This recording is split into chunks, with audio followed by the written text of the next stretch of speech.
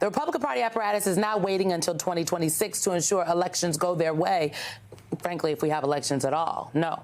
They are actively deploying their voter suppression playbook right now. As The Guardian reports today, quote, Donald Trump's appointees at the Department of Justice have removed all of the senior civil servants working as managers in the department's voting section and directed attorneys to dismiss all active cases. They do not want the federal government protecting the voting rights of its citizens. And this is not happening in a vacuum. Right now, the courts are weighing Trump's recent executive order, which would basically let him take control of federal elections. The Brennan Center for Justice estimates the order could disenfranchise millions of American citizens. At the congressional level, Republicans are trying to push similar voter suppression legislation through the Senate.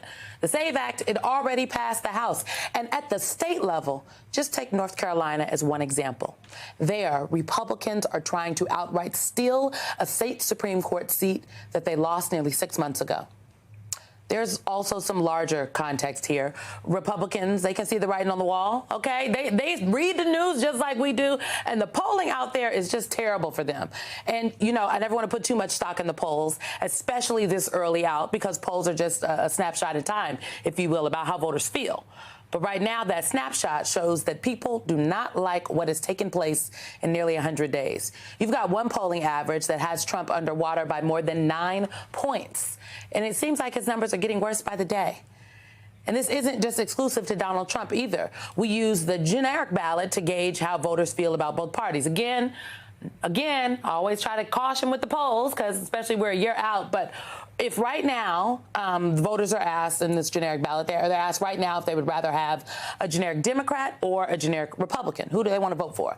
It's helpful ahead of elections like the midterms. And right now, well, the voters who were asked about this generic ballot voting, they want the generic Democrat. A recent Fox News poll had Democrats up 7 points, and a New York Times Siena poll had them up by a more modest 3 points. But that is still a very big improvement from where the party was just a few months ago.